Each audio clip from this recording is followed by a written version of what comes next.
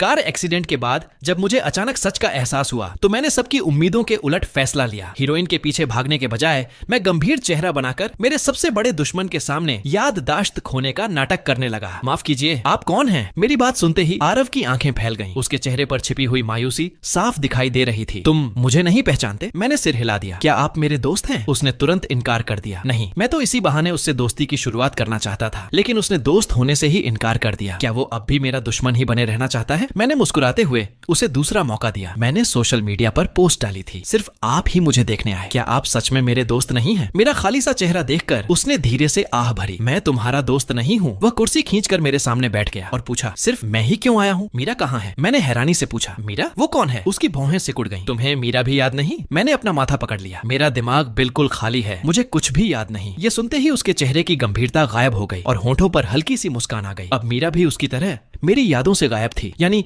दोनों बराबर हो गए थे। फिर उसने मेरी तरफ देखकर साफ शब्दों में कहा, ध्यान से सुनो, मैं तुम्हारी मंगेतर हूँ। उसकी बात सुनकर मैं पूरे 3 मिनट तक स्तब्ध रह गया। उसी समय मेरे सामने दिखाई देने वाले कमेंट्स जैसे फट पड़े। ये झूठ क्यों बोल रहा है? वाह, हमारी सच्चे प्यार वाली सेकंड लीड आखिर आगे बढ़ ही गई। क्या बकवास! मंगेतर, इसकी इतनी हिम्मत, कितनी बेशर्म है। मौका देखकर हीरो को हथियाना चाहती है। हमारी मीरा का क्या होगा? ज्यादातर कमेंट्स हीरोइन के सपोर्ट में थे। जैसे ही उन्हें लगा कि सेकंड लीड की जीत हो सकती है, सब बेचैन हो उठे। उधर मेरे मन में भी तूफान मचा हुआ था। मैंने याददाश्त खोने का नाटक इसलिए किया था ताकि मीरा और उसके करीब रहने वाले विवान से हमेशा के लिए दूर हो सकूं। लेकिन मैंने सपने में भी नहीं सोचा था कि आरव इस मौके का फायदा उठाकर खुद को मेरी मंगेतर बता देगा। अब मैं क्या करूं? क्या उसकी बात मान लूं या फिर याददाश्त खोने का नाटक यहीं खत्म कर दूं? मुझे उलझन में देखकर उसने बात बदल दी। तुम्हें होश आए कितना समय हुआ? डॉक्टर ने क्या कहा? मैंने जवाब दिया, डॉक्टर ने कुछ और टेस्ट कराने को कहा है। चलो मैं तुम्हें लेकर चलता हूँ। उसके साथ मैंने जल्दी ही ब्रेन सिटी और MRI करवाए। रिपोर्ट आने के बाद डॉक्टर ने कहा, दिमाग में न तो खून जमा है और न ही अंदरूनी ब्लीडिंग, यानी याददाश्त खोने की वजह कोई शारीरिक चोट नहीं है। इसका कारण मानसिक हो सकता है। आरव ने तुरंत मेरी तरफ देखा। उसका चेहरा गंभीर हो गया। डॉक्टर ने समझाया, हाल ही में किसी बड़े सदमे की वजह से इनके अवचेतन मन ने खुद को बचाने के लिए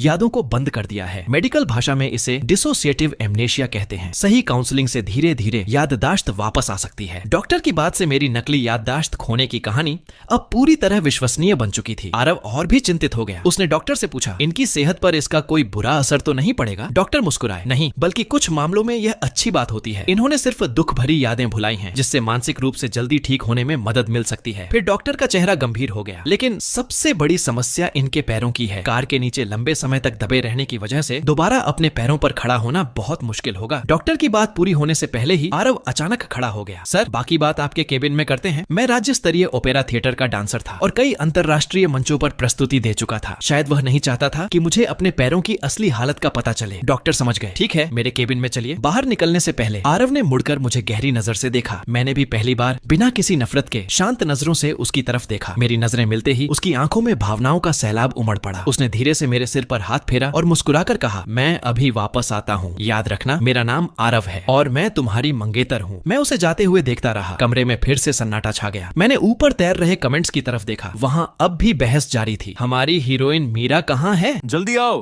हीरो तो सेकंड लीड के साथ चला जाएगा। मीरा कहाँ छिपी हुई है? अरे घबराओ मत, मीरा अभी विवान को साथ लेकर यहीं आ रही है। ये पढ़ते ही मेरा दिल जोर से धड़कने लगा। मैंने घबराकर दरवाजे की ओर देखा। अगले ही पल बिना किसी तैयारी के वे दोनों मेरी नजरों के सामने आ गए। विवान ने बड़े अपनापन से मीरा के कंधे पर हाथ रखा हुआ था और दोनों साथ साथ अंदर आए। यही वह आदमी था जिसने जानबूझकर मुझे कार के नीचे कुचल दिया था, लेकिन इस वक्त वह बिल्कुल मासूम चेहरा बनाकर मेरे सामने खड़ा मुस्कुरा रहा था। मैंने अपनी मुट्ठी इतनी जोर से भींच ली कि हथेली में दर्द होने लगा, ताकि अपने गुस्से को किसी तरह दबा सकूं। फिर मैंने अनजान बनने का नाटक करते हुए पूछा, आप लोग कौन हैं? मैंने कभी यह नहीं सोचा था कि अगर मैं बच गया तो पुलिस में शिकायत नहीं करूंगा। मेरी पहली इच्छा तो यही थी कि विवान को जेल भिजवा दूं, लेकिन तभी मेरे सामने दिखाई देने वाले कमेंट्स ने आगे की पूरी कहानी बता दी। उनके मुताबिक असली कहानी में होश आते ही मैंने पुलिस में शिकायत दर्ज कराई थी। विवान उसी समय गिरफ्तार भी हो गया था, लेकिन उसने पहले से ही किसी और इंसान को अपने बदले जेल जाने के लिए खरीद रखा था। उस आदमी ने सारा जुर्म अपने सिर ले लिया और विवान बेगुनाह साबित होकर बाहर आ गया। इसके बाद मीरा मुझसे और भी ज्यादा नफरत करने लगी। विवान का बदला लेने के लिए उसने लोगों से मेरी दादी के खेतों में आग लगवा दी। इस सदमे को मेरी दादी सह नहीं सकी। उन्हें दिल का दौरा पड़ा और इलाज के दौरान उनकी मौत हो गई। उपन्यास का पहला सबसे दर्दनाक मोड़ यही था। इसलिए आगे होने वाली घटनाएं जानने के बाद अपनी दादी की सुरक्षा के लिए मुझे फिलहाल बदला लेने का इरादा छोड़ना पड़ा। अब मैं सिर्फ अपनी नकली याददाश्त खोने का सहारा लेकर इस रिश्ते से निकलना चाहता था। न मीरा के पीछे भागना चाहता था और न ही उसके और विवान के रिश्ते के बीच आना चाहता था। लेकिन लगता था मीरा मुझे इतनी आसानी से छोड़ने वाली नहीं थी। उसने मेरी हवा में लटकी हुई पट्टियों से बंधी टांगों टांगों पर नजर डाली और ताना मारते हुए बोली, वाह अभिनय तो कमाल का कर रहे हो। इतना कहकर उसने एक फाइल सीधे मेरे ऊपर फेंक दी। मैंने फाइल उठाकर देखी, वह एक प्री मैरिज एग्रीमेंट था। पहली शर्त, दोनों के बीच न प्यार होगा और न ही शारीरिक संबंध। दूसरी शर्त, शादी के बाद दोनों एक दूसरे की निजी जिंदगी में दखल नहीं देंगे। तीसरी शर्त, शादी के बाद साथ रहना जरूरी नहीं होगा और अगर साथ रहे भी तो अलग अलग कमरों में रहेंगे। पूरे एग्रीमेंट में सिर्फ ठंडी और बेरहम शर्तें लिखी थीं, जैसे मैं कोई इंसान नहीं बल्कि कोई बीमारी हूँ। मीरा ने मेरी तरफ देखते हुए कहा, आर्यन तुम कब से मेरे पीछे पड़े हो, तुम्हें खुद याद नहीं होगा। मैंने पहले ही बता दिया था कि मैं किसी और से प्यार करती हूँ, लेकिन तुम मानने को तैयार ही नहीं हुए। उसने विवान का हाथ पकड़कर मेरी तरफ बढ़ाया। ये विवान है, यही वो इंसान है जिससे मैं सबसे ज्यादा प्यार करती हूँ। अब अपनी आंखों से देख लिया ना, अब तो मेरा पीछा छोड़ दोगे। विवान ने प्यार से उसकी कमर में हाथ डाला। मीरा, उससे इस तरह बात मत करो, वो समझदार इंसान है, आराम से बात करते हैं। मीरा ने नाराज होकर कहा, विवान तुम इसकी तरफदारी मत करो। अगर ये समझदार होता तो अपने घर वालों का दबाव डालकर मुझे शादी के लिए मजबूर नहीं करता, और अब ये एक्सीडेंट और याददाश्त खोने का नया ड्रामा कर रहा है। फिर उसने मेरी तरफ मुड़कर कहा, आर्यन दोनों परिवारों के बिजनेस के लिए मैं तुमसे शादी कर सकती हूँ। शादी सिर्फ 2 साल चलेगी, जब प्रोजेक्ट पूरा हो जाएगा हम तलाक ले लेंगे। 2 साल बाद मैं तुम्हें 10 लाख रुपए दे दूंगी, लेकिन प्यार उसका एक टुकड़ा भी नहीं मिलेगा, क्योंकि तुम उसके लायक नहीं हो। मैंने सामने खड़ी मीरा को देखा, दिल में उसके लिए बची हुई आखिरी उम्मीद भी धीरे धीरे खत्म हो गई। मीरा, सच तो ये है कि अब तुम भी उस प्यार के लायक नहीं रही। मैंने एग्रीमेंट उठाकर बेड के किनारे रख दिया और शांत आवाज में कहा, मैं इस पर साइन नहीं करूंगा। फिर उसकी आंखों में देखते हुए बोला, मैं तुम्हें जानता तक नहीं हूँ और तुमसे शादी करने का तो सवाल ही नहीं उठता। मीरा की भौहें तन गई। बस करो ये नाटक, मेरे पास तुम्हारे ड्रामे के लिए समय नहीं है। आज तुम्हें इस एग्रीमेंट पर साइन करना ही होगा, तुम्हारे पास मना करने का कोई अधिकार नहीं है। उसकी बात सुनकर मुझे हंसी आ गई। मुझे मना करने का अधिकार क्यों नहीं है? वो गुस्से में एग्रीमेंट उठाकर मेरे हाथ में ठूंसते हुए बोली, अच्छी तरह सुन लो, मैं सिर्फ विवान से प्यार करती हूँ, मुझे तुमसे शादी करने के लिए मजबूर किया जा रहा है। ये सब तुम्हारी वजह से हुआ है। विवान कई दिनों से परेशान है, कल उसका एक्सीडेंट भी हो गया। इन सब का जिम्मेदार सिर्फ तुम हो, इसलिए आज तुम्हें साइन करना ही होगा ताकि उसे सुकून मिल सके। अगर तुमने ऐसा नहीं किया तो तुम्हारी जिंदगी को नरक बनाने के मेरे पास 1000 तरीके हैं। इतना कहकर उसने एक बार फिर एग्रीमेंट मेरे ऊपर फेंक दिया। इस बार मेरा सब्र भी जवाब दे चुका था। मैंने शांत स्वर में कहा, ठीक है, मैं साइन करता हूँ। मैंने पेन उठाया और एग्रीमेंट के आखिर में बड़े साफ अक्षरों में लिख दिया, मैं शादी नहीं करूंगा। फिर एग्रीमेंट वापस उसकी ओर फेंक दिया। ये देखकर मीरा का चेहरा गुस्से से लाल हो गया। उसने एग्रीमेंट जमीन पर पटक दिया और चिल्लाई, आर्यन तुम्हें क्या लगता है शादी कोई मजाक है? ये शादी होकर रहेगी, अब चाहकर भी तुम पीछे नहीं हट सकते। उसकी बातें भले ही जबरदस्ती भरी थीं, लेकिन उनमें कुछ सच्चाई भी थी। कभी मीरा से शादी करने के लिए मैंने अपनी माँ से दोनों परिवारों के बिजनेस का सहारा लेने की गुजारिश की थी। उसी बिजनेस डील की वजह से यह रिश्ता तय हुआ था। मीरा ने भी परिवार के दबाव और प्रोजेक्ट के लिए इस शादी के लिए हाँ की थी, और मेरी माँ ने भी मेरी खुशी के लिए नहीं बल्कि सिर्फ बिजनेस के फायदे के लिए यह रिश्ता पक्का कराया था। इसलिए अब अगर मैं शादी से पीछे हट रहा था, माँ को मनाना वाकई आसान नहीं था। इसलिए मैंने एक्सीडेंट और याददाश्त खोने का नाटक किया था ताकि इसी बहाने इस शादी से निकल सकूं। मैंने शांत स्वर में कहा, बस करो, अगर मैं सचमुच नाटक कर रहा होता तो क्या अब तक पुलिस में शिकायत नहीं कर चुका होता? जिसने मुझे कार के नीचे कुचला, मैं उसके साथ ऐसे आराम से बैठकर बात करता? क्या मेरे मन में उसके लिए जरा भी गुस्सा नहीं होता? ये नामुमकिन है। मीरा ने गुस्से से मेरी तरफ देखा। आर्यन, ये शादी अब सिर्फ तुम्हारे और मेरे बीच की बात नहीं रही, इसे रद्द नहीं किया जा सकता। याददाश्त खोने का ये ड्रामा कोई नहीं मानेगा और इससे कुछ नहीं होने वाला। परसों चाहे तुम्हें घिसट कर ही क्यों ना आना पड़े, सगाई हर हाल में होगी। उसकी जबरदस्ती भरी बातें सुनकर मेरा गुस्सा बढ़ता जा रहा था। मेरी सांसें तेज हो गईं और मैंने मुट्ठियां भींच लीं। तुम मानो या मत मानो, लेकिन मैं तुमसे शादी कभी नहीं करूंगा, चाहे जितना दबाव डाल लो। मेरी बात सुनकर मीरा का सब्र पूरी तरह टूट गया। अगर तुम नाटक करना बंद नहीं करोगे तो मैं तुम्हारी दादी को नहीं छोड़ूंगी। मैंने पता कर लिया है कि तुम्हारी दादी गांव में रहती हैं। अगर अभी मान लो कि तुम्हें सब याद है तो मैं उन्हें छोड़ दूंगी, लेकिन अगर नहीं माना तो मैं अभी लोगों को भेजकर उनके खेतों में आग लगवा दूंगी। सब कुछ बिल्कुल वैसा ही हो रहा था जैसा उन कमेंट्स में लिखा था। मीरा सचमुच मेरी दादी को धमकी दे रही थी। मैंने मुट्ठियां इतनी कसकर भींच ली कि नाखून हथेली में धंस गए। यकीन नहीं हो रहा था कि यही वह लड़की थी जिससे मैंने पूरे 18 साल तक प्यार किया था। मीरा ने ठंडे स्वर में कहा, आर्यन, मैं तुम्हें आखिरी मौका दे रही हूँ, समझदारी दिखाओ। मैं तुम्हें सिर्फ 2 मिनट देती हूँ। मेरे कांपते हाथ धीरे धीरे बेड के पास लगे इमरजेंसी बेल की तरफ बढ़े और मैंने उसे दबा दिया। मीरा ने चेतावनी दी, मेरे पास सिर्फ 2 मिनट है, कोई चाल चलने की कोशिश मत करना। जैसे ही बेल की आवाज कॉरिडोर में गूंजी, आरव दौड़ता हुआ वहां पहुंचा। कुछ ही सेकंड में वह कमरे के दरवाजे पर था, लेकिन जैसे ही उसकी नजर मीरा पर पड़ी, उसके कदम अचानक रुक गए। मैंने तुरंत आवाज लगाई, आरव जल्दी इधर आओ। आरव के चेहरे पर राहत साफ दिखाई दी। अच्छा है, इसकी याददाश्त अभी वापस नहीं आई। वह मेरे पास आकर धीरे से बोला, क्या हुआ? मैंने मासूमियत से कहा, मुझे नहीं पता ये कौन है। ये जबरदस्ती मुझसे शादी करवाना चाहती है और कह रही है कि अगर मैंने शादी नहीं की तो मेरी दादी के खेतों में आग लगा देगी। आरव ने तुरंत मेरा हाथ पकड़ लिया। इसकी बातों पर ध्यान मत दो, इसका दिमाग ठीक नहीं है। जो भी कह रही है उसे हवा समझकर उड़ा दो। उसके शब्द भले ही सख्त थे, लेकिन वह मुझे इतनी नरमी और अपनापन भरी नजरों से देख रहा था कि मैं कुछ पल के लिए चुप रह गया। तभी मुझे एहसास हुआ मैं कितना नासमझ था। इतने सालों तक मैं उसके दिल की बात कभी समझ ही नहीं पाया। मीरा ने गुस्से से कहा, आरव तुम्हारा मतलब क्या है? आरव की तेज नजरें सीधे मीरा पर टिक गईं। और तुम कौन हो? एक्सीडेंट के बाद मीरा भी अपने दिमाग की कुछ यादें खो चुकी थी, इसलिए वह आरव को पहचान नहीं पाई। लेकिन जैसे ही उसकी नजर आरव की आंखों से मिली, उसका शरीर अनायास कांप उठा, जैसे उसका दिल उसे पहले से ही इस इंसान से सावधान रहने की चेतावनी दे रहा हो। तभी विवान ने धीरे से मीरा के कान में कहा, मीरा, इसका नाम आरव है। स्कूल के दिनों में इसका चाचा प्रिंसिपल था, इसलिए ये हमेशा तुम्हें परेशान किया करती थी, लेकिन अब तुम्हारा परिवार इससे कहीं ज्यादा ताकतवर है। अब इसे सबक सिखाने की बारी तुम्हारी है। बालिग होने के बाद मीरा को उसका अमीर परिवार वापस मिल गया था। एक गरीब अनाथ लड़की से वह देश के सबसे प्रभावशाली परिवारों में शामिल हो चुकी थी। वहीं आरव के पास सिर्फ एक प्रिंसिपल चाचा था। विवान उन सबके साथ 10 साल तक एक ही स्कूल में पढ़ा था, इसलिए वह ये सब अच्छी तरह जानता था। लेकिन एक बात उसकी समझ से बाहर थी। मैं और आरव, जो सालों तक एक दूसरे के कट्टर दुश्मन रहे, अचानक इतने करीब कैसे हो गए? आरव ने मीरा की तरफ देखकर कहा, मीरा, आर्यन का कल 10 घंटे लंबा ऑपरेशन हुआ है। उसे अपनी ज्यादातर बातें याद नहीं है। अगर पुराने हिसाब बराबर करने हैं तो मुझसे करो, लेकिन अगर तुमने इसे फिर परेशान किया तो मुझसे बुरा कोई नहीं होगा। उसकी आवाज धीमी थी, लेकिन उसमें ऐसा दबदबा था कि माहौल एकदम शांत हो गया। विवान की बातें सुनकर मीरा ने आरव को एक बदमाश लड़की समझ लिया। वह बोली, मुझे नहीं पता तुम कौन हो, लेकिन मेरे और आर्यन के बीच आने की कोशिश मत करना। परसों हमारी सगाई है। नाम के हिसाब से ये मेरा मंगेतर है, इसलिए अपनी हद में रहो। उसकी बात सुनकर मुझे हंसी आ गई। जो लड़की मुझे प्री मैरिज एग्रीमेंट पर साइन करवाकर शादी को सिर्फ एक बिजनेस डील बनाना चाहती थी, ताकि शादी के बाद आराम से विवान के साथ रह सके, वही अब आरव को मुझसे दूर रहने की सलाह दे रही थी। इससे बड़ा दोहरापन और क्या हो सकता था? मैंने तुरंत कहा, बकवास मत करो, मैं तुम्हारा मंगेतर नहीं हूँ। आरव ने मेरी तरफ देखा। मेरे चेहरे पर साफ दिखाई दे रहा गुस्सा देखकर उसके होंठों पर हल्की सी मुस्कान आ गई। फिर उसने मीरा की तरफ देखकर कहा, आर्यन शुरू से ही मेरा था। उसकी आवाज शांत थी, लेकिन हर शब्द मीरा के लिए किसी तमाचे से कम नहीं था। मीरा ने दांत भींचते हुए कहा, आर्यन, मैं चाहे जैसी भी हूँ, लेकिन तुम्हारी याददाश्त का फायदा उठाकर तुम्हें धोखा नहीं दूंगी। इस औरत को ध्यान से देखो, ये तुम्हारी भावनाओं के साथ खेल रही है। ये सिर्फ तुम्हें इस्तेमाल करना चाहती है। हमारी शादी दोनों परिवारों की रजामंदी से तय हुई है। तुम्ही ने अपनी माँ से यह रिश्ता तय करवाया था। अगर यकीन नहीं है तो अपनी माँ को फोन करके पूछ लो। ये कहते हुए उसने प्री मैरिज एग्रीमेंट मेरी तरफ बढ़ा दिया। हो सकता है मैं तुमसे प्यार नहीं करती, हो सकता है मैंने तुमसे यह एग्रीमेंट साइन करवाने की कोशिश की हो, लेकिन मैं तुम्हारा कोई नुकसान नहीं होने दूंगी। लेकिन अगर तुम इस औरत की बातों में आ गए तो एक दिन बहुत बुरी तरह पछताओगे। लेकिन अगर तुम इस औरत की बातों में आ गए तो कहीं ऐसा ना हो कि ये तुम्हें पूरी तरह बेवकूफ बना दे।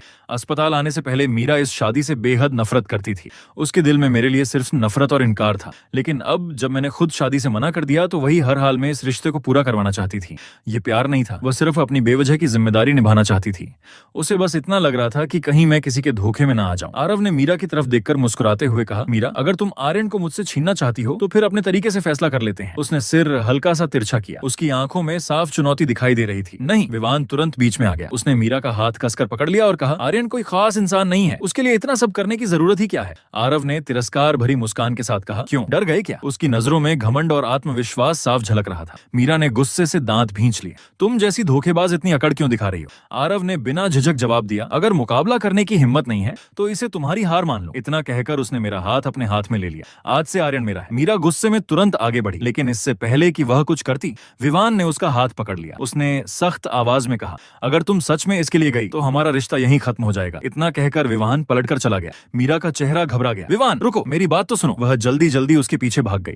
जल्दबाजी में वह प्री मैरिज एग्रीमेंट भी वहीं छोड़ गई। आरव झुककर वह एग्रीमेंट उठाने लगा। उसने एक नजर उस पर डाली, हल्का सा मुस्कुराया और उसे बेड के पास वाली दराज में रख दिया। मैंने कहा, इसे फेंक दो, अब इसका कोई मतलब नहीं है। आरव ने मुस्कुराकर जवाब दिया, नहीं, इसका बहुत मतलब है। मैंने हैरानी से पूछा, क्या मतलब? उसने शरारती मुस्कान के साथ कहा, कम से कम इसे देखकर मेरा मूड तो अच्छा हो जाता है। फिर वह मेरे बेड के पास बैठ गया। उस एग्रीमेंट का उससे कोई लेना देना नहीं था, लेकिन फिर भी उसे देखकर वह खुश था। तभी उसकी नजर मेरे हाथ पर गई। मेरी हथेली में नाखून धंस जाने से छोटे छोटे खून के कतरे निकल आए थे। वह तुरंत टिश्यू लेकर बड़े प्यार से मेरा हाथ साफ करने लगा। मैं उसकी लंबी उंगलियों को देखता रहा। फिर मेरी नजर धीरे धीरे उसके चेहरे पर टिक गई। न जाने क्यों मैंने धीरे से पूछा, बताओ अब मुझे क्या करना चाहिए? उसके हाथ एक पल के लिए रुक गए। किस बारे में? मैंने धीमी आवाज में कहा, सबसे पहले मुझे मीरा से ये रिश्ता खत्म करना होगा ना। आरव ने बिना एक पल गंवाए कहा, उसकी बातों पर भरोसा मत करो, तुम्हारी मंगेतर मैं हूँ, वो नहीं। उसने मेरा हाथ और कसकर पकड़ लिया। आर्यन, तुम्हें मेरी बात पर यकीन करना होगा, वह झूठ बोल रही है। उसकी आवाज में इतना विश्वास था कि अगर मुझे सचमुच कुछ याद ना होता तो शायद मैं उसकी बात मान भी लेता। लेकिन मैं तो सिर्फ याददाश्त खोने का नाटक कर रहा था।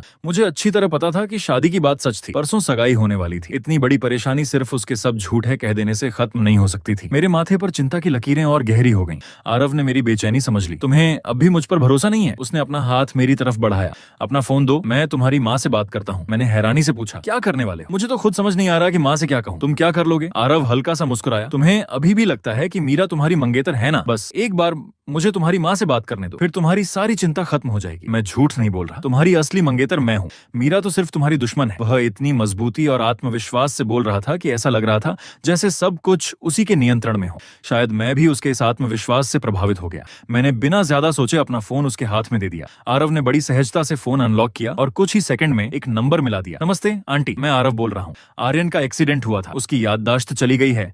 अभी मैं अस्पताल में उसी के साथ हूँ। वह अब ठीक है, लेकिन अभी थोड़ी देर पहले मीरा यहाँ आकर हंगामा कर रही थी। अब उसे गलतफहमी हो गई है कि मीरा उसकी मंगेतर है। क्या आप जरा इसे समझा देंगी? इतना कहकर उसने स्पीकर ऑन किया और फोन मेरी तरफ बढ़ा दिया। उधर से एक महिला की आवाज आई, हेलो आर्यन। आवाज सुनते ही मेरी आंखें सिकुड़ गईं। ये मेरी माँ की आवाज बिल्कुल नहीं थी। ये तो आरव की सबसे अच्छी दोस्त पूजा की आवाज थी। मैं मन ही मन दंग रह गया।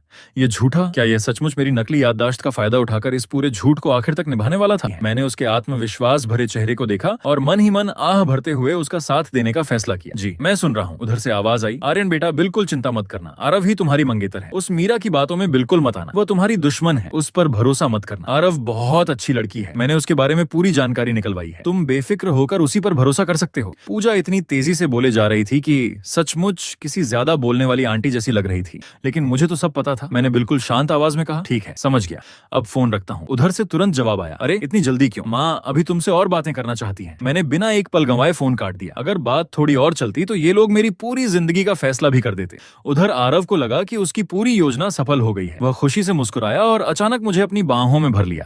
उसने मेरे कान के पास झुककर धीमी आवाज में कहा, आर्यन याद रखना तुम सिर्फ मेरे मंगेतर हो। उसकी धीमी और गहरी आवाज सुनकर मेरा चेहरा गर्म होने लगा, मेरी सांसें भी तेज हो गईं। मैंने धीरे से कहा, छोड़ो मुझे अभी इसकी आदत नहीं है। लेकिन उसने मुझे और कसकर पकड़ लिया। तो फिर धीरे धीरे आदत डाल लो। मैंने उसे दूर करने की कोशिश की, लेकिन पता नहीं क्यों मेरे हाथ धीरे धीरे ढीले पड़ गए। उधर मेरे सामने तैर रहे कमेंट्स में हंगामा मचा हुआ था, नहीं ऐसा मत होने दो, वो तो सेकंड लीड है, उसकी इतनी किस्मत कैसे हो सकती है? मीरा अब पछताना छोड़ो और जल्दी आर्यन को वापस ले आओ। ये आरव तो शुरू से ही चालाक थी।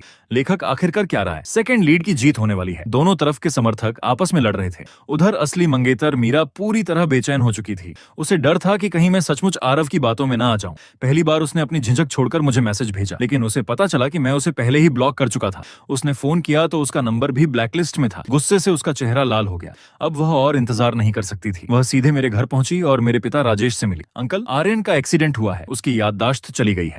अस्पताल में आरव नाम की एक लड़की उसे धोखा दे रही है। उसने खुद को उसकी मंगेतर बता दिया है। परसों हमारी सगाई है, लेकिन अब आर्यन मुझसे शादी करने के लिए तैयार ही नहीं है।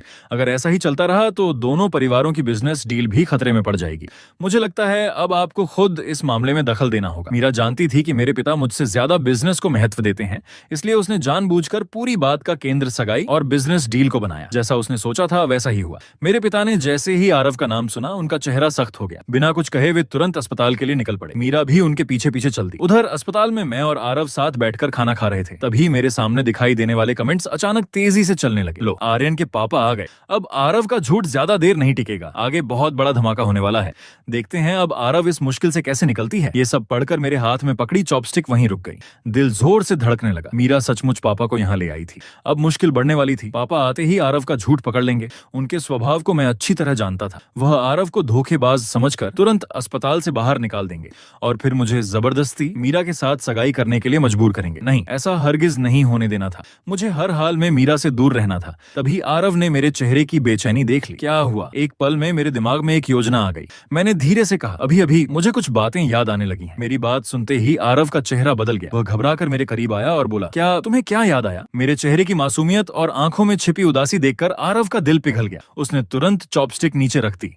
उसके होंठों पर अपने आप मुस्कान आ गई। मैंने धीरे से कहा, क्या आप मेरे लिए स्ट्रॉबेरी ला सकते हैं? आरव बिना एक पल सोचे बोला, जरूर, अभी लेकर आता हूँ। मैं मुस्कुराया, थैंक यू। मेरी हल्की सी मुस्कान जैसे सीधे उसके दिल में उतर गई। वह प्यार से बोला, सिर्फ स्ट्रॉबेरी? और कुछ चाहिए? मैंने सिर हिलाया, नहीं, बस बड़ी बड़ी लाल और मीठी स्ट्रॉबेरी। ठीक है। जाने से पहले उसने मुझे हल्के से गले लगाया, फिर संतुष्ट होकर कमरे से बाहर चला गया। उसके जाते ही मेरे चेहरे की सारी मासूमियत गायब हो गई। मैंने ऊपर तैर रहे कमेंट्स पर नजर डाली और मन ही मन समय का हिसाब लगाया। यही सही वक्त था। अगर आरव अभी बाहर जाएगा तो लिफ्ट के पास उसकी मुलाकात मेरे पिता और मीरा से जरूर होगी। और मैं यही चाहता था। मैं चाहता था कि आरव ही मेरे पिता का सामना करे। उसके दिमाग में हमेशा कोई ना कोई नई तरकीब रहती थी। अब देखना था कि वह इस मुश्किल को कैसे संभालता है। उधर आरव अभी अभी लिफ्ट के पास पहुंचा था। जैसे ही लिफ्ट का दरवाजा खुला, सामने मेरे पिता राजेश और मीरा खड़े थे। आरव एक पल के लिए चौंका, लेकिन अगले ही पल उसने खुद को संभाल लिया। वह मुस्कुराते हुए आगे बढ़ा और हाथ बढ़ाकर बोला, नमस्ते अंकल, मैं आरव हूँ। पापा कुछ देर तक उसे ध्यान से देखते रहे, फिर अचानक उन्हें कुछ याद आ गया। गुस्से से उन्होंने उसका हाथ झटक दिया। तो तुम ही आरव हो, वही लड़की जो सालों पहले मेरे बेटे के पीछे घूमती रहती थी? तुमने अब तक उसका पीछा नहीं छोड़ा? आरव ने बिना नाराज हुए शांत स्वर में कहा, अंकल मेरा कोई गलत इरादा नहीं है, पहले आप मेरे साथ आइए, मैं आपको आराम से पूरी बात समझाता हूँ। पापा ने गुस्से में कहा, मुझे तुम्हारी कोई सफाई नहीं सुननी, मैं सीधे अपने बेटे से मिलूंगा।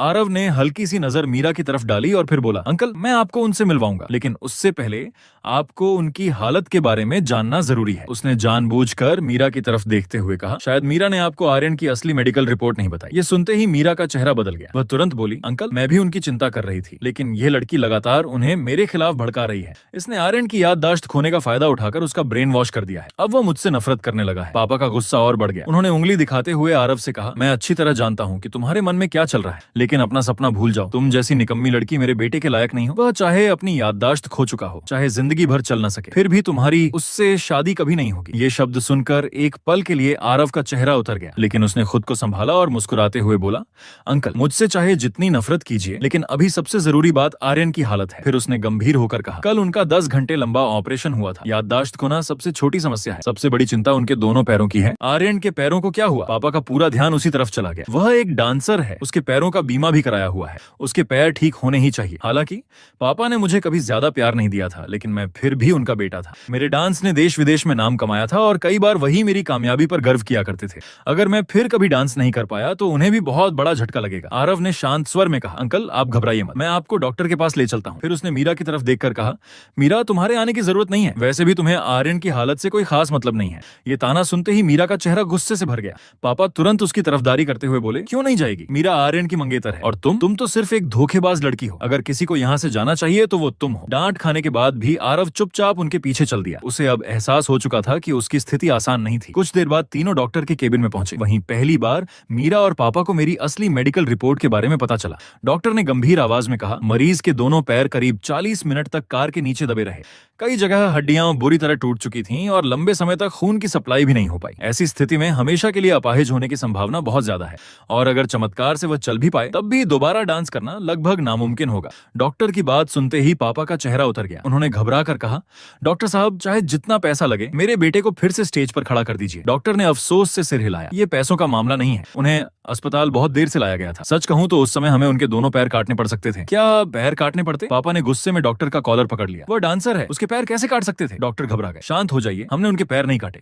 मैं सिर्फ ये कह रहा हूं कि हालात इतने गंभीर थे कि ऐसा करना पड़ सकता था, लेकिन सौभाग्य से हमें मशहूर ऑर्थोपेडिक विशेषज्ञ प्रोफेसर मुकेश वर्मा की मदद मिल गई। उन्हीं की वजह से उनके दोनों पैर बच सके। ये सुनकर पापा ने डॉक्टर का कॉलर छोड़ दिया, लेकिन उनके चेहरे की चिंता कम नहीं हुई। उन्होंने कहा, मुझे कुछ नहीं सुनना, बस मेरा बेटा फिर से डांस कर सके इतना कर दीजिए।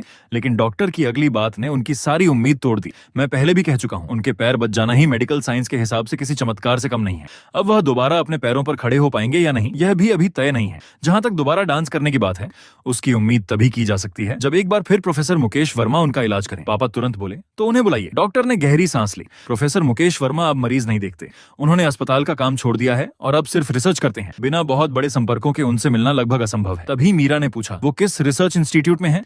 मेरे पापा ने शहर के कई रिसर्च सेंटर में निवेश किया है, शायद उनके जरिए बात हो जाए। पापा की आंखों में फिर उम्मीद की किरण जग गई। उन्होंने मीरा का हाथ पकड़कर कहा, मीरा मेरे बेटे की जिंदगी अब तुम्हारे हाथ में है, किसी भी तरह उस प्रोफेसर को यहाँ लेकर आओ। मीरा ने तुरंत भरोसा दिलाया, आप चिंता मत कीजिए, मैं पूरी कोशिश करूंगी। लेकिन डॉक्टर ने फिर उनकी उम्मीदों पर पानी फेर दिया।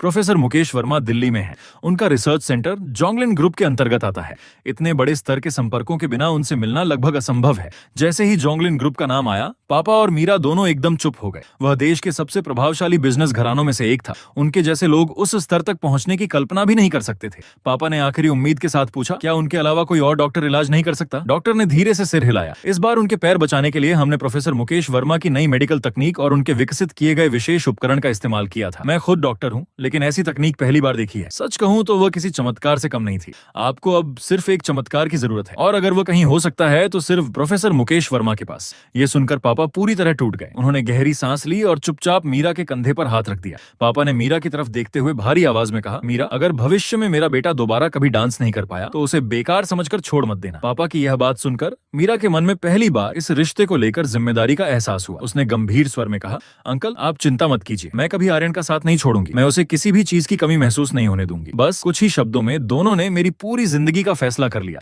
लेकिन तभी अब तक चुपचाप खड़ा आरव अचानक आगे बढ़ा और डॉक्टर की कुर्सी को जोर से लात मार दी। कुर्सी फिसल गई। डॉक्टर घबराकर पीछे मुड़े।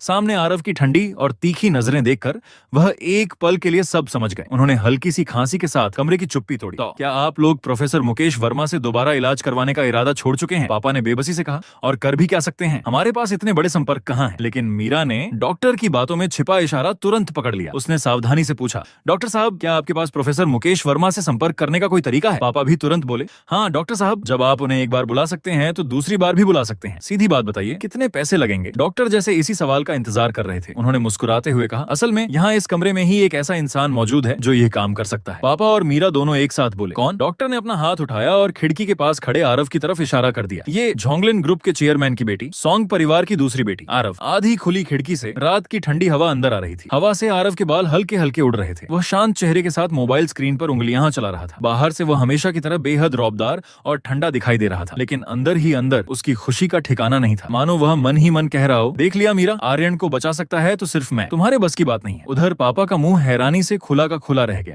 ये आखिर है कौन? मीरा भी बुरी तरह चौंक गई, लेकिन उसके चेहरे पर हैरानी के साथ साथ एक अजीब सी बेचैनी भी थी। उसे खुद समझ नहीं आ रहा था कि आखिर उसे इतना बुरा क्यों लग रहा है। डॉक्टर की मदद से आरव ने एक ही पल में सबकी सोच बदल दी। फिर डॉक्टर ने आगे कहा, ऑपरेशन वाले दिन इन्हीं ने अपना प्राइवेट जेट भेजकर प्रोफेसर मुकेश वर्मा और उनकी पूरी मेडिकल टीम को यहाँ बुलवाया था। विमान सीधे अस्पताल की छत पर उतरा था। प्रोफेसर मुकेश वर्मा भी इन्हें सेकंड मिस सॉन्ग कहकर बुलाते हैं। अगर यकीन न हो तो अस्पताल की सीसीटीवी फुटेज देख लीजिए, सब रिकॉर्ड है। अब पापा पूरी तरह स्तब्ध रह गए। उन्हें तो आज तक यही लगता था कि आरव सिर्फ एक साधारण लड़की है, लेकिन देखते ही देखते वह देश के सबसे बड़े उद्योगपति परिवार की बेटी निकली।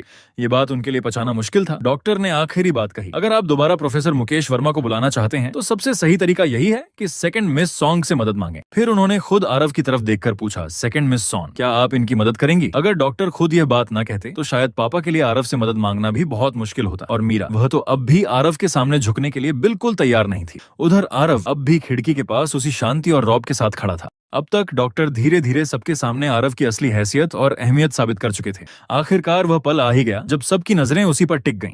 आरव ने सामने खड़े पापा और मीरा की तरफ ठंडी नजरों से देखा, फिर शांत लेकिन दृढ़ आवाज में कहा, मैं आर्यन का इलाज करवा सकती हूँ, लेकिन एक शर्त है। आर्यन शादी सिर्फ मुझसे करेगा। उसकी पहली बात इलाज की थी, लेकिन असली मकसद सिर्फ एक था, मुझे अपने साथ रखना। मीरा सबसे पहले भड़क उठी, आर्यन मेरा मंगेतर है। मुझे फर्क नहीं पड़ता कि तुम्हारा परिवार कितना बड़ा है, लेकिन तुम्हें किसी और का होने वाला पति छीनने का कोई हक नहीं है। कुछ समय पहले तक वही इस सगाई से बचना चाहती थी, लेकिन अब जब कोई और मुझे अपने साथ ले जाना चाहता था तो वह एक कदम भी पीछे हटने को तैयार नहीं थी। आरव ने बस हल्की सी मुस्कान दी, तुम जिस सगाई की बात कर रही हो वो परसों है ना, तो बेहतर होगा उस दिन विवान के साथ सगाई कर लेना।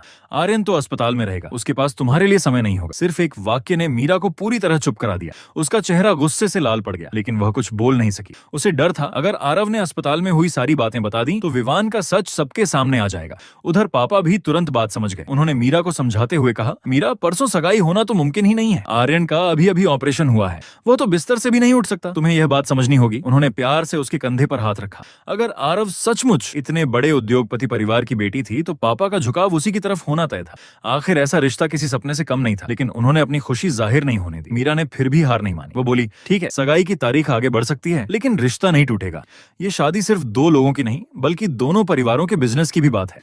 अंकल, आप अकेले यह रिश्ता नहीं तोड़ सकते। पापा हल्का सा मुस्कुराए। मीरा, बिजनेस से ज्यादा जरूरी दो लोगों का रिश्ता होता है। फिर उन्होंने सवाल उसी की तरफ मोड़ दिया, अगर तुम दोनों के बीच प्यार ही नहीं है तो मैं अपने बेटे को जबरदस्ती तुमसे शादी करने के लिए कैसे कहूँ? वैसे भी उसकी हालत अभी ठीक नहीं है, उसे अपनी टांगों का इलाज कराना है और उसकी याददाश्त भी वापस लानी है। इतना कहकर उन्होंने आरव की तरफ देखा। सेकंड मिस सॉन्ग, अब मेरे बेटे की जिंदगी पूरी तरह आपके हाथ में है। लेकिन आरव ने उनकी बात का कोई जवाब नहीं दिया। उसी समय उसके फोन पर एक कॉल आई। उसने फोन उठाया और बिना कुछ कहे वहां से चली गई। पापा कुछ समझ ही नहीं पाए। तभी डॉक्टर फिर बोले, एक सलाह दूं? उस दिन जब मैंने कहा था कि आपके बेटे के पैर शायद नहीं बच पाएंगे। तो सेकंड मिस सॉन्ग वहीं फूट फूट कर रो पड़ी थी। इतना तो तय है कि वह आपके बेटे से सच्चा प्यार करती हैं। डॉक्टर की यह बात सुनकर पापा को मीरा का रिश्ता खत्म करने का सबसे बड़ा कारण मिल गया, प्यार। उन्होंने मीरा की तरफ देखा और शांत स्वर में कहा, मीरा अब तुम घर जाओ, कल शाम मैं खुद तुम्हारे घर आकर सगाई रद्द करने की बात करूंगा। ये सुनते ही मीरा के चेहरे का रंग उड़ गया। गुस्से में उसने अपने होंठ भींच लिए, लेकिन कुछ कह नहीं सकी। उसके जाने के बाद पापा धीरे से डॉक्टर के पास आए और पूछा, डॉक्टर साहब सच सच बताइए, क्या आरव सचमुच झोंगलिन ग्रुप की दूसरी बेटी है? डॉक्टर ने बिना झिझक सिर हिलाया। ये बात खुद प्रोफेसर मुकेश वर्मा ने कही थी,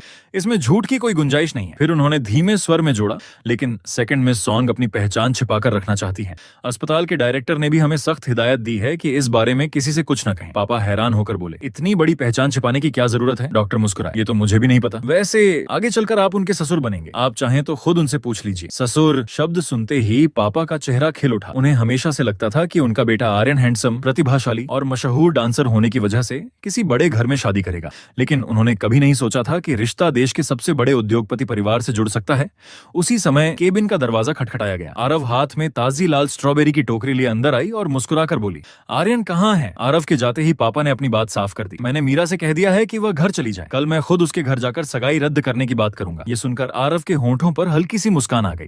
वह मुड़ते हुए बोली, मैं आर्यन से मिलकर आती हूँ। फिर उसने सहजता से कहा, पापा डॉक्टर अंकल। उसके मुंह से पापा सुनते ही पापा हैरानी से उसे देखने लगे। उनका मुंह खुला का खुला रह गया। इतनी जल्दी उसने उन्हें पापा कह भी दिया। इस मुकाबले में आरव पूरी तरह जीत चुकी थी, लेकिन दूसरी तरफ मेरे अस्पताल के कमरे में ऊपर तैर रहे कमेंट्स में हाहाकार मचा हुआ था। मैं चुपचाप उन कमेंट्स को पढ़ रहा था और मेरा चेहरा धीरे धीरे गंभीर होता जा रहा था। मुझे अंदाजा भी नहीं था कि बाहर इतने कम समय में इतना कुछ हो चुका है। आरव वह देश के सबसे बड़े उद्योगपति परिवार की दूसरी बेटी निकली, और सबसे बड़ी बात, मेरे दोनों पैर बचाने के पीछे भी उसी की सबसे बड़ी भूमिका थी। ये सच जानकर मुझे उतना ही बड़ा झटका लगा जितना उस दिन एक्सीडेंट के समय लगा था। जिस लड़की को मैंने कभी ठीक से देखा तक नहीं, वही मेरी जिंदगी बचाने के लिए हर हद पार कर गई थी। तभी कमरे का दरवाजा खुला। आरव और पापा दोनों अंदर आए। जैसे ही पापा ने मुझे देखा, मेरे दोनों पैर हवा में लटके हुए थे, पूरा शरीर पट्टियों से ढका हुआ था। मेरी हालत देखकर उनकी आंखों में दर्द साफ दिखाई देने लगा। वह जल्दी से मेरे पास आए। अरे तुम्हारी ये हालत कैसे हो गई? किसने टक्कर मारी थी? फिर उन्होंने कुर्सी खींचकर मेरे पास बैठते हुए पूछा, आर्यन मैं तुम्हारा पापा हूँ, क्या तुम मुझे पहचानते हो? मैंने शांत स्वर में कहा, आप मेरे पापा हैं। हाँ। हालांकि उन्हें पहले से पता था कि मेरी याददाश्त चली गई है, लेकिन मेरे मुंह से यह सुनकर भी उन्हें बहुत दुख हुआ। उन्होंने धीरे धीरे एक्सीडेंट के बारे में पूछना शुरू किया। मैंने सिर्फ इतना कहा, पापा मुझे कुछ भी याद नहीं है। अरे हाँ। उन्होंने माथे पर हाथ मारा। वह पुलिस में रिपोर्ट कराने की बात ही करने वाले थे कि तभी आरव ने बीच में कहा, उसकी जरूरत नहीं है, जिस ड्राइवर ने एक्सीडेंट किया था उसने खुद सरेंडर कर दिया है, बाकी केस मैं अपने वकीलों से लड़वाऊंगी। इतना कहकर वह ताजी धुली हुई स्ट्रॉबेरी का एक बाउल लेकर मेरी तरफ आई। लो स्ट्रॉबेरी खाओ। पापा ने समझा कि वह उन्हें दे रही है। वह मना करने ही वाले थे कि बाउल सीधे उनके सामने से निकलकर मेरे हाथों में आ गया। पापा हल्का सा झेंप गए और चुपचाप पीछे हट गए। मैंने स्ट्रॉबेरी का बाउल लिया, फिर पहली बार ध्यान से आरव की तरफ देखा। हम दोनों की नजरें मिली। आरव एक पल के लिए ठिठक गई। पहले जब भी हमारी नजरें मिलती थी, मेरी आंखों में सिर्फ नफरत होती थी। उसे हमेशा लगता था कि मैं उससे बेहद नफरत करता हूँ, लेकिन आज मेरी आंखों में न गुस्सा था न नफरत, बल्कि एक अजीब सी नरमी और अपनापन था। वह खुद को रोक नहीं पाई। धीरे से पूछ बैठी, मुझे ऐसे क्यों देख रहे हो? मैंने एक स्ट्रॉबेरी उठाई और मुस्कुराकर कहा, स्ट्रॉबेरी लाने के लिए थैंक यू। Thank you. यह शब्द सुनकर आरव खुद हैरान रह गई। पहले तो उसके दिए हुए महंगे से महंगे तोहफे भी मैं बिना देखे कूड़ेदान में फेंक देता था, और आज एक छोटी सी स्ट्रॉबेरी के बदले मैंने उसे धन्यवाद कहा था।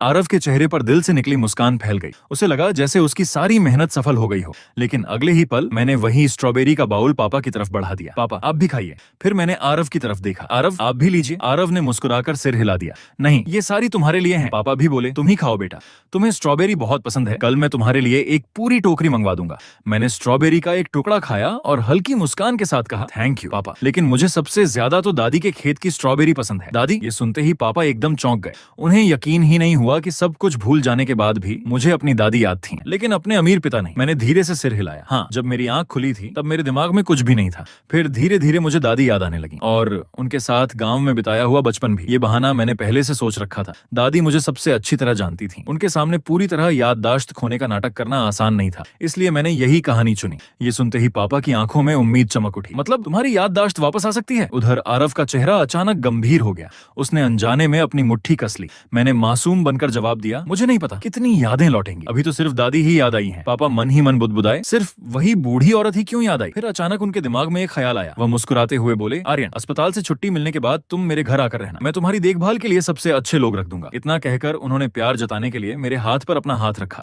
अगर सब कुछ याद न भी आए तो कोई बात नहीं, बस इतना याद रखना कि तुम्हारा पापा तुमसे बहुत प्यार करता है। लेकिन मैंने तुरंत अपना हाथ पीछे खींच लिया। मेरे चेहरे पर साफ झिझक दिखाई दे रही थी। ये मेरे शरीर की सहज प्रतिक्रिया थी जिसे मैं चाहकर भी छिपा नहीं सकता था।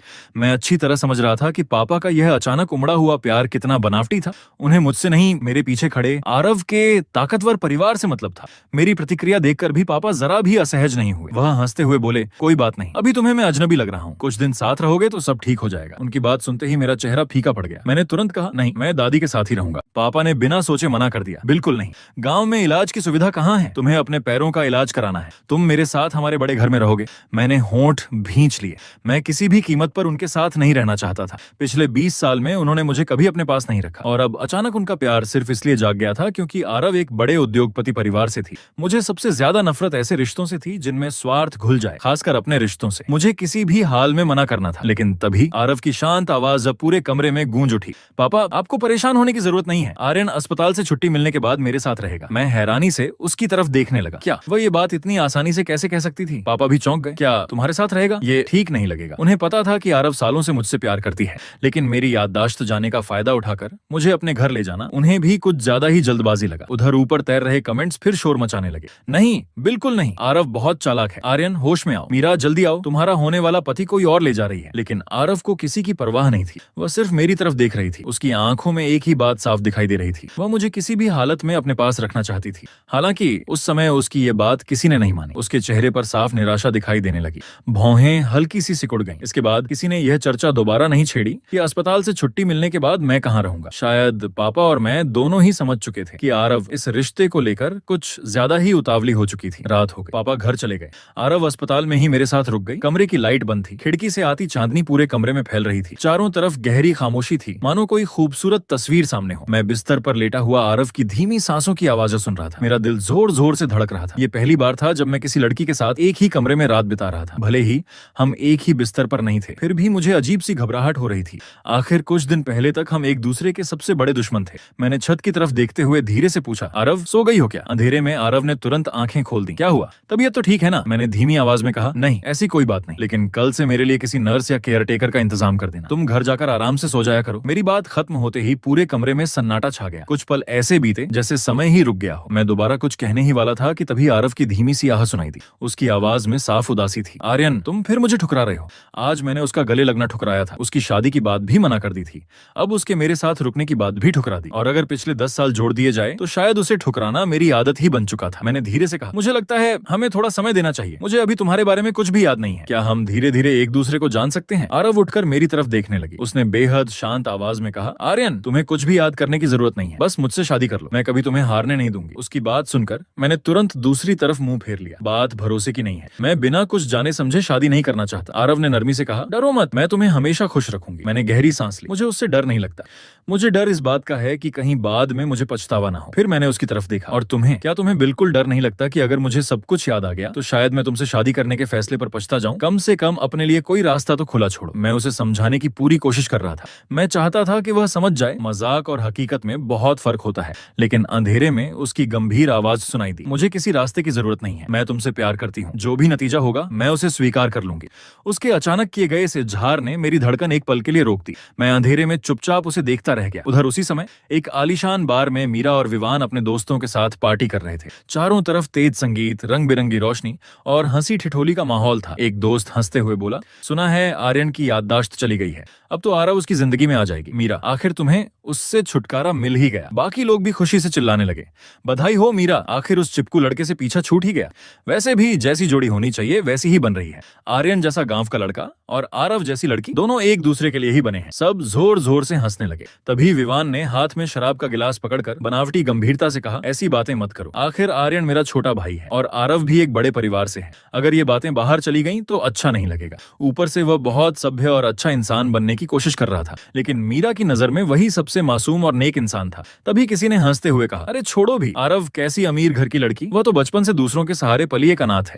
उसका चाचा बस एक स्कूल का प्रिंसिपल है, हमारी सोसाइटी में उसकी कोई औकात नहीं। दूसरा बोला, बोला, और आर्यन भी कौन सा बड़ा आदमी है, उसका बाप चाहे अमीर हो, लेकिन वह खुद तो गांव में पला बढ़ा एक देहाती लड़का है। अगर डांस में नाम न कमाया होता तो उसके पिता उसे कभी अपना भी नहीं मानते। आखिर है तो सिर्फ एक डांसर। हम जिन लोगों को पैसे देकर बुलाते हैं उनसे ज्यादा फर्क भी क्या है। ये बात सुनते ही मीरा का चेहरा बदल गया। उसे पिछले 6 महीनों की हर वो बात याद आने लगी जब आर्यन पूरे दिल से उसके पीछे खड़ा रहा था। पिछले महीने इसी प्राइवेट रूम में मैं प्रोफेशनल डांस कॉस्ट्यूम पहनकर मीरा के लिए डांस कर रहा था। मेरे हर कदम में आत्मविश्वास था और मेरी नजरें सिर्फ उसी पर टिकी थीं। वह आर्यन जो उसके पीछे पागलों की तरह घूमता था, चाहे मीरा उसे जितना भी ठुकराती, वह हर दिन पहले से ज्यादा जिद्दी होकर उसके पास लौट आता। क्या उसने सचमुच इतनी आसानी से हार मान ली थी? उसी समय विवान ने धीरे से मीरा का हाथ पकड़ लिया। मीरा, अब तो तुम्हारी और आर्यन की सगाई टूट ही जाएगी, है ना? मीरा कुछ पल चुप रही, फिर धीरे से बोली, पक्का नहीं कह सकती। ये सुनते ही विवान थोड़ा और उसके करीब आ गया।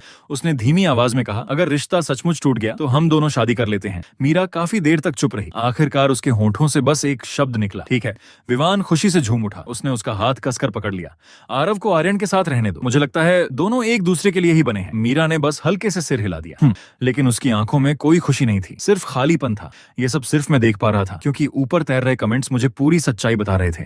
लेकिन अब मुझे मीरा की जिंदगी से कोई मतलब नहीं था। अगले दिन आरव ने मेरी बात मान ली। उसने मेरे लिए एक केयर टेकर रख दिया। वह खुद दिन रात मेरे साथ रहना चाहती थी, लेकिन मैंने मना कर दिया। इसलिए वह दिन भर अस्पताल में रहती और रात को घर चली जाती। अगले 15 दिनों तक वह बिना एक भी दिन नागा किए रोज अस्पताल आती रही। और इन्हीं 15 दिनों में उसने अपनी पूरी जिंदगी के सबसे ज्यादा झूठ बोले। सबकी शुरुआत एक ही झूठ से हुई थी, मैं तुम्हारी मंगेतर हूँ। उसके बाद तो हर दिन कोई नया किस्सा बन जाता। एक दिन उसने पूरी गंभीरता से कहा, तुम्हारा मीरा के साथ थोड़ा बहुत रिश्ता था, लेकिन वह सिर्फ तुम्हारा एक तरफा प्यार था। तुमने सालों तक उसके पीछे घूमकर भी उसे नहीं पाया। असल में तुम सबसे पहले मुझसे प्यार करते थे। मीरा के पीछे सिर्फ इसलिए गए थे ताकि मुझे जलन हो। मैं उसे घूरता रह गया। क्या सच में? आरव ने गहरी सांस ली। स्कूल के समय तुमने मुझे जंगल के पीछे वाले रास्ते पर बुलाकर प्रपोज किया था, लेकिन मैंने पढ़ाई का बहाना बनाकर तुम्हें मना कर दिया। उसके बाद ही तुम मीरा के पीछे चले गए। मैं अंदर ही अंदर हंसी रोक रहा था। असलियत तो बिल्कुल उलटी थी। स्कूल में मुझे प्रपोज करने आरव आई थी और मैंने ही पढ़ाई का बहाना बनाकर उसे मना कर दिया था। अब वही पूरी कहानी उलटकर मुझे सुना रही थी।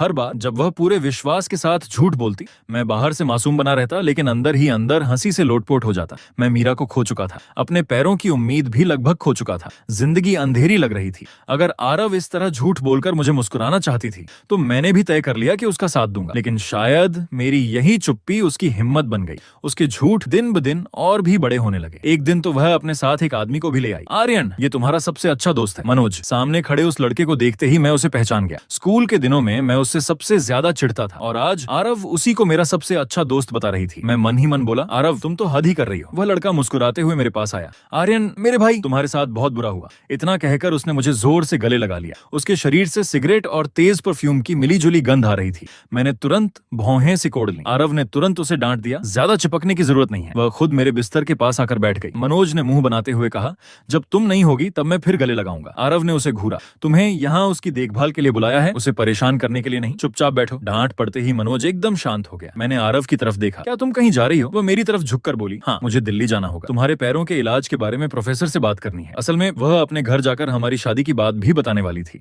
मैंने अनजाने में पूछ लिया, तुम कब वापस आओगी? सवाल पूछते ही मैं खुद चौंक गया। मैंने घबराकर तुरंत नजरें झुका ली। मेरा चेहरा हल्का सा लाल हो गया। अभी जो सवाल मैंने पूछा था, ऐसा लग रहा था जैसे मैं सचमुच उसके जल्दी लौटने का इंतजार कर रहा हूँ। आरव की आंखों में चमक आ गई। वह मुस्कुराकर बोली, आर्यन, क्या तुम चाहते हो कि मैं जल्दी वापस आ जाऊं? मैंने अपने नाखून कुरेदते हुए बड़ी मुश्किल से कहा, ना, नहीं, बस ऐसे ही पूछ लिया। लेकिन वह मुस्कुराई और बोली, मैं कोशिश करूंगी कि 1 हफ्ते के अंदर लौट आऊं ताकि तुम्हें मेरी ज्यादा याद ना आए। अरे नहीं, मुझे तुम्हारी याद नहीं आ रही। मैं तो बस अपने पैरों को लेकर परेशान हूँ। मैंने जल्दी से सफाई दी, लेकिन मेरी सफाई सुनकर वह हल्के से हंस पड़ी। अब तो बात और भी उलटी पड़ गई। शर्म से मेरा चेहरा और लाल हो गया। मैंने उसे हल्का सा धक्का देते हुए कहा, तुम भी जाकर उस सोफे पर बैठो, मेरे इतना पास मत बैठो। ठीक है। वह आज्ञाकारी बच्चे की तरह उठी, लेकिन चेहरे पर जीत वाली मुस्कान साफ दिखाई दे रही थी। दूसरे सोफे पर बैठते ही उसने मनोज से कहा, मेरे जाने के बाद तुम रोज यहाँ आना, इसके साथ रहना, जब तक ये तुमसे तंग ना आ जाए। मनोज ने तुरंत सीना ठोक कर कहा, टेंशन मत लो, मैं ऐसा इंसान हूँ जिससे कोई कभी बोर नहीं हो सकता। फिर उसने मेरी तरफ देखकर मुस्कुराते हुए कहा, भाई, हमारी पहले बहुत गहरी दोस्ती थी, देखना जल्दी ही फिर पहले जैसी बन जाएगी। उसे देखते ही मुझे स्कूल के दिन याद आ गए। वही मनोज जो रोज मेरा होमवर्क कॉपी करता था, एग्जाम में मुझसे जवाब पूछता था और आखिर में मुझे भी अपने साथ सजा दिलवा देता था। उन सारी यादों को सोचकर मेरे होंठों पर बेबस मुस्कान आ गई। आखिर मैंने हार मान ली। सोचा, वैसे भी मेरी जिंदगी में कभी कोई सच्चा दोस्त था ही नहीं। जिस दिन मेरा एक्सीडेंट हुआ था, मैंने कई लोगों को फोन किया, लेकिन कोई मेरी मदद के लिए नहीं आया। जब मैंने याददाश्त खोने वाली पोस्ट डाली, तब भी लोगों ने सिर्फ ताने मारे। मौत के इतने करीब जाकर मैंने इंसानों की असलियत देख ली थी। इसीलिए मैंने अपने सारे पुराने कॉन्टैक्ट और दोस्त हटा दिए। शायद आरव को डर था कि मैं अस्पताल में अकेला महसूस करूंगा, इसलिए उसने अपने सबसे भरोसेमंद इंसान को मेरे पास भेजा। धीरे धीरे मैं भी इस झूठे दोस्त को स्वीकार करने लगा। लेकिन जिस बात ने मुझे सबसे ज्यादा परेशान किया वह यह थी कि उसी रात आरव दिल्ली चली गई और मनोज ने अस्पताल में मेरे साथ रुकने का फैसला कर लिया। मैंने तुरंत कहा, सच में तुम्हें रुकने की जरूरत नहीं है, मेरे पास केयरटेकर है। लेकिन अगले ही पल मैंने देखा मनोज ने अपना सूटकेस खोल दिया। उसमें से हेयर जेल, परफ्यूम और अपनी बाकी चीजें निकालकर आराम से टेबल पर सजाने लगा। उसे देखकर लग रहा था जैसे वह कुछ दिनों के लिए नहीं बल्कि यहीं रहने आया हो। मैंने मन ही मन सिर पकड़ लिया। हे भगवान, ये तो आरव से भी ज्यादा चिपकू निकला। मनोज मुस्कुराकर बोला, मैं तुम्हारी देखभाल करने नहीं रुका हूँ, मैं तो तुम्हारा साथ देने रुका हूँ। उसने आराम से अपना नाइट सूट निकाला और बोला, तुम अकेले अस्पताल में हो। मुझे अच्छा नहीं लगा। मैंने समझाने की कोशिश की, मैं अकेला नहीं हूँ, केयर टेकर है ना। मनोज ने तुरंत सिर हिलाया। केयर टेकर अपनी जगह, दोस्त अपनी जगह, दोनों बराबर नहीं होते। ऑपरेशन के बाद अगर इंसान के पास सिर्फ केयर टेकर हो तो उससे ज्यादा अकेला कोई नहीं होता। फिर वह हंसते हुए बोला, कुछ साल पहले मेरा भी ऑपरेशन हुआ था। मेरे चारों दोस्त अस्पताल में मेरे कमरे के फर्श पर सोए थे। देखा मेरी कितनी अच्छी दोस्ती है। उसकी ये बात सुनकर मुझे आरव की याद आ गई। दोनों का लोगों का ख्याल रखने का तरीका एक जैसा था। मेरी आंखों की कठोरता धीरे धीरे नरम पड़ गई। मैं मुस्कुराकर बोला, थैंक यू, लेकिन मैं ज्यादा बातें नहीं कर पाता, तुम बोर हो जाओगे। मनोज ने हंसते हुए कहा, तुम मत करना बातें, तुम अपना मोबाइल चलाना, मैं अपना चला लूंगा। बस एक ही कमरे में साथ साथ सांस लेते रहेंगे। उसकी ये बात सुनकर मैं हंस पड़ा। अचानक लगा स्कूल वाला शरारती मनोज अब पहले जैसा नहीं रहा। अब वह पहले से कहीं ज्यादा समझदार लग रहा था। मैंने मुस्कुराकर पूछा, अच्छा फिर तुम सोगे कहाँ? मनोज ने मुझे ऊपर से नीचे तक देखा और नाक सिकोड़ते हुए बोला, तुम जहाँ चाहे सो जाना, लेकिन ये बेड तो मेरा है। क्या मैं जमीन पर सोऊं? उसका वही पुराना बदमाश वाला अंदाज फिर लौट आया था। मैंने कहा, खुद जाकर एक फोल्डिंग बेड ले आओ। वो मेरी बात सुनकर भी बेफिक्र बना रहा। केयर टेकर आंटी ने बेबस होकर सिर हिलाया और बाहर चली गई। मैं मन ही मन मुस्कुरा दिया। मनोज आज भी वैसा ही था, जिद्दी और अपनी मर्जी का मालिक, या यूं कहूं उस पर नवाब वाला रवैया ज्यादा झंझता था। रात को मैं किताब पढ़ रहा था और मनोज मोबाइल चला रहा था। दोनों अपनी अपनी दुनिया में व्यस्त थे। फिर भी कमरे का माहौल काफी सुकून भरा था, लेकिन यह सुकून ज्यादा देर नहीं टिक पाया। अचानक कमरे का दरवाजा खुला। एक महिला अंदर आई और केयर टेकर से टकरा गई।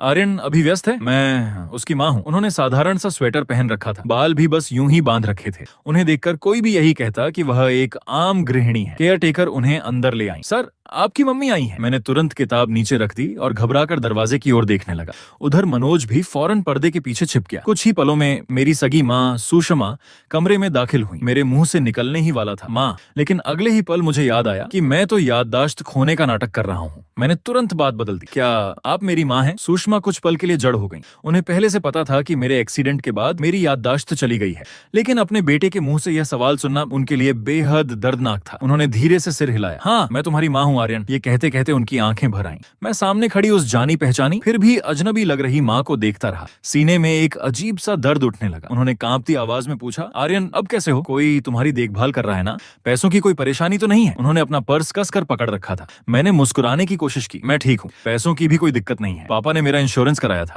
उससे कई लाख रुपए मिल जाएंगे। उन्होंने हल्की सी मुस्कान के साथ कहा, फिर भी तुम्हारे पापा ही तुम्हारा ज्यादा ख्याल रखते हैं। मैं अच्छी माँ नहीं बन पाई। मैं उनसे पूछना चाहता था, आज आप यहाँ क्यों आई हैं? क्या विवान को पता है कि आप मुझसे मिलने आई हैं? लेकिन मैं कुछ नहीं कह सकता था, क्योंकि इस वक्त मैं एक ऐसा इंसान था जिसे अपनी ही जिंदगी याद नहीं थी। कुछ देर बाद उन्होंने हिचकिचाते हुए पूछा, मैंने सुना है तुम्हारी और मीरा की सगाई टूट गई है और तुम्हारे पापा ने तुम्हारे लिए किसी दूसरी लड़की से रिश्ता तय कर दिया है। मैं सब समझ गया। माँ यहाँ मेरी खैर खबर लेने नहीं बल्कि विवान के लिए खबर लेने आई थी। मैंने शांत स्वर में कहा, मेरी मंगेतर मीरा नहीं है, आरव है। मैंने सोचा अब उन्हें तसल्ली हो जाएगी कि मैं विवान और मीरा के बीच कभी नहीं आऊंगा। मेरी बात सुनकर उन्होंने राहत की सांस ली, फिर हिम्मत जुटाकर बोली, आर्यन मुझे तुमसे एक मदद चाहिए। अब जब तुम मीरा से शादी नहीं कर रहे और तुम्हारे पापा का मीरा के परिवार के साथ बिजनेस भी चलता रहेगा, तो क्या तुम अपने पापा से कह सकते हो कि वो विवान और मीरा की शादी की बात करा दें? विवान मीरा से शादी करना चाहता है, लेकिन मीरा का परिवार उसे पसंद नहीं करता और मीरा भी अपने घर वालों के खिलाफ नहीं जा सकती। इसलिए मैं सिर्फ तुमसे उम्मीद लेकर आई हूँ। मेरे लिए यह किसी और चोट से कम नहीं था। अभी कुछ मिनट पहले तक मुझे लगा था शायद माँ मुझे भी उतना ही प्यार करती है। मैं तो भावुक होकर रोने वाला था, लेकिन अगले ही पल उन्होंने मेरे सामने विवान की खुशियों की भीख मांग ली। मेरी आंखों की नमी अब ठंडी पड़ चुकी थी। मैंने सपाट आवाज में कहा, मुझे समझ नहीं आ रहा आप क्या कह रही हैं। मुझे कुछ याद नहीं है। उन्हें लगा कि सचमुच मेरी याददाश्त चली गई है। वह जल्दी जल्दी समझाने लगी, आर्यन विवान तुम्हारा बड़ा भाई है। वह और मीरा एक दूसरे से प्यार करते हैं। क्या तुम अपने पापा से कह सकते हो कि वे उनकी शादी की बात करें? विवान के पापा? तुम्हारे पापा जितने ताकतवर नहीं है उसके लिए मीरा से शादी करना बहुत मुश्किल है, प्लीज उसकी मदद कर दो। मैं अपनी माँ को विवान के लिए मेरे सामने हाथ जोड़ते देख रहा था। दिल बुरी तरह टूट चुका था। एक दूसरे से प्यार करते हैं ये झूठ था। बचपन से मीरा के साथ पलने बढ़ने वाला उसका सच्चा बचपन का साथी तो मैं आर्यन था। मैंने ठंडे स्वर में कहा, मुझे समझ नहीं आ रहा कि आप क्या कह रही हैं। आप मुझसे मिलने आई हैं या मुझसे कोई काम निकलवाने? सुषमा कुछ पल के लिए चुप रह गई, फिर धीमे से बोली, मैं तुम्हें देखने भी आई हूँ, लेकिन साथ ही विवान की मदद भी मांगने आई हूँ। उन्हें लगा कि मेरी याददाश्त चली गई है, इसलिए मुझे घर की कोई बात याद नहीं होगी। उन्होंने धैर्य से समझाना शुरू किया, तुम्हारे पापा ने तुम्हारी शादी के लिए मीरा के परिवार के साथ बिजनेस डील की थी। अब जब तुम्हें कुछ याद नहीं है और तुम मीरा से शादी भी नहीं करना चाहते तो अपने पापा से कह दो कि वही मौका विवान को दे दें। फिर उन्होंने एक और सुझाव दिया, तुम अपने पापा से कहना कि वे विवान को अपना गोद लिया बेटा बना लें। शादी का पूरा खर्च और दहेज हम देंगे।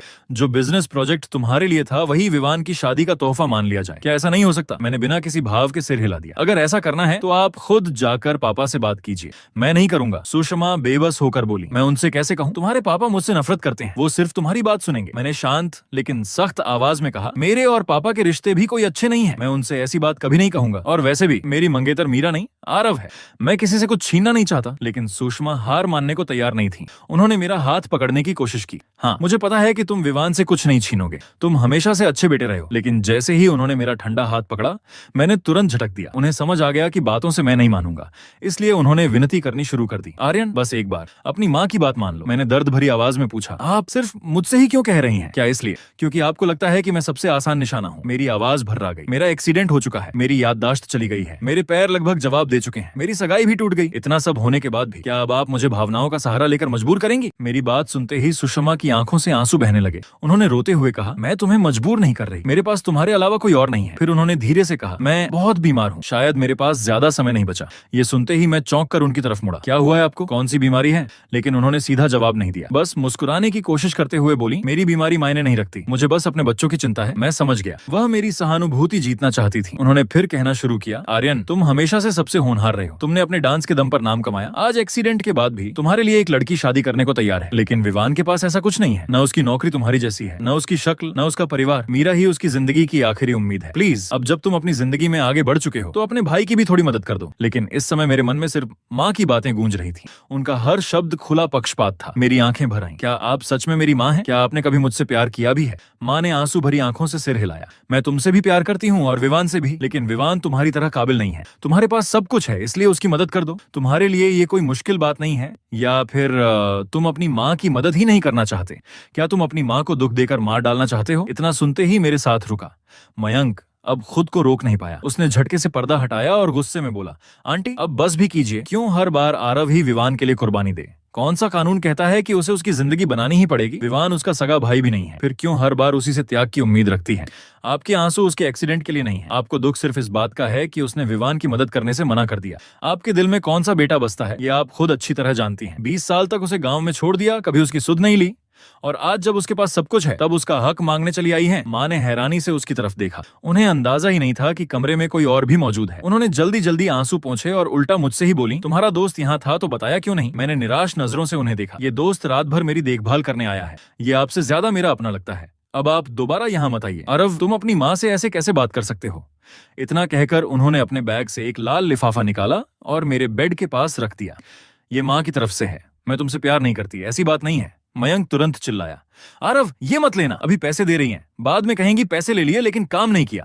माँ गुस्से में बोली, ये मेरे बेटे के इलाज के लिए है, तुम हमारी माँ बेटे की बातों में मत पड़ो। लेकिन मयंक ने उनकी एक नहीं सुनी। उसने मेरी तरफ देखकर कहा, तुझे इन पैसों की जरूरत नहीं है, ऐसे एहसान मत लेना। मैं तो पहले ही विवान से हर रिश्ता खत्म करना चाहता था, लेकिन अगर मेरी माँ सिर्फ उसी के लिए जी रही थी तो ऐसी माँ को भी मैं स्वीकार नहीं कर सकता था। मैंने शांत लेकिन सख्त आवाज में कहा, कृपया ये लिफाफा वापस ले जाइए। अगर आपको सच में मेरी चिंता है तो आगे से विवान के लिए मेरे पास मत आइए। मैं उसकी किसी भी बात में मदद नहीं करूंगा। माँ का चेहरा गुस्से से भर गया। मैं तुम्हारी माँ होकर हाथ जोड़ रही हूँ, फिर भी तुम्हारा दिल नहीं पिघला। तुम्हारे अंदर जरा भी इंसानियत नहीं है। तुम विवान के बराबर भी नहीं हो। मैंने तुम्हें जन्म देकर गलती की। ये कहकर वो तेज कदमों से बाहर निकल गईं। लाल लिफाफा वहीं रखा रह गया। मैंने उन्हें कई बार आवाज दी कि अपना लिफाफा साथ ले जाएं, लेकिन उन्होंने पीछे मुड़कर भी नहीं देखा। बाहर जाते समय वो वार्ड बॉय से टकरा गईं। वो नाराज होकर बड़बड़ाया, खुद पक्षपात करती हैं और ऊपर से इतना गुस्सा, पता नहीं कैसी माँ है। फिर उसने मेरी तरफ देखा और बोला, सर आप उनकी बातों का बुरा मत मानिए। इतना सुनते ही मेरे आंसू रुक नहीं पाए। मयंक मेरे पास बैठ गया और बच्चे की तरह मेरी पीठ सहलाने लगा। कोई बात नहीं, ऐसी माँ की जरूरत नहीं। मेरी माँ को अपनी माँ समझ लेना, वो तुम्हें अपने बेटे से कम प्यार नहीं करेंगी। फिर गुस्से में बोला, विवान भी कमाल का इंसान है, खुद बड़े घर में शादी करना चाहता है, लेकिन अपनी माँ को तुम्हारे सामने भेज दिया। अगर उसमें जरा भी शर्म होती तो खुद आता। जिस मीरा को उसने तुमसे छीना। इतना कहते ही उसे एहसास हुआ कि उससे गलती हो गई है। उसने तुरंत खुद को थप्पड़ मार लिया, लेकिन तब तक बहुत देर हो चुकी थी। मेरे कानों में अब कुछ सुनाई नहीं दे रहा था। मैंने अपना सीना कसकर पकड़ लिया। ऐसा लग रहा था जैसे किसी ने मेरे दिल में चाकू घोंप दिया हो। मैंने सोचा था कि याददाश्त खोने का नाटक करके अपनी जिंदगी फिर से शुरू कर दूंगा, लेकिन रिश्तों का दर्द इतनी आसानी से खत्म नहीं होता। माँ वो हमेशा मेरी सबसे गहरी चोट रहेंगी। हर पल मुझे यही एहसास दिलाती रहेंगी कि शायद मुझे इस दुनिया में आना ही नहीं चाहिए था। माँ बाप ने कभी मेरे जन्म की खुशी नहीं मनाई। मेरे माता पिता थे, लेकिन मेरी जिंदगी एक अनाथ की तरह बीती। करीब आधे घंटे तक मैं चुपचाप रोता रहा। उधर मयंक और वार्ड बॉय अंकल पूरे आधे घंटे तक मेरी माँ को कोसते रहे। दोनों बारी बारी से ऐसी बातें कर रहे थे जैसे कोई कॉमेडी जोड़ी हो। सिर्फ वही नहीं, मेरे सामने दिखाई देने वाले रहस्यमयी मैसेज भी लगातार माँ की आलोचना कर रहे थे। इतनी सारी आवाजें एक साथ मेरे दिमाग में गूंज रही थीं कि मेरा सिर भारी हो गया। मैं जैसे ही लेटकर आंखें बंद करने लगा, तभी मेरा फोन चमक उठा। स्क्रीन पर आरव की वीडियो कॉल थी। मैं नहीं चाहता था कि उसे अभी अभी हुई सारी बातों का पता चले। मैंने तुरंत फोन साइलेंट करके बंद कर दिया और मयंक से कहा, अगर आरव पूछे तो कह देना कि मैं सो गया हूं। मयंक ने मुस्कुराकर अंगूठा दिखाया, तू आराम से सो जा, मैं उसे तुझे परेशान नहीं करने दूंगा। लेकिन जैसे ही मैंने आंखें बंद की, उसने चुपके से आरव को मैसेज भेज दिया, दीदी इस बार तो मुझे बड़ा इनाम चाहिए। आरव आज अपनी माँ की वजह से रो पड़ा था। मैंने आधा घंटा लगाकर उसे संभाला है। इस बार तो मेरे लिए नया बैग पक्का। उधर मैं बेहद टूटे हुए मन से नींद में जाने ही वाला था कि अचानक मयंक मेरे बिस्तर के पास आ गया।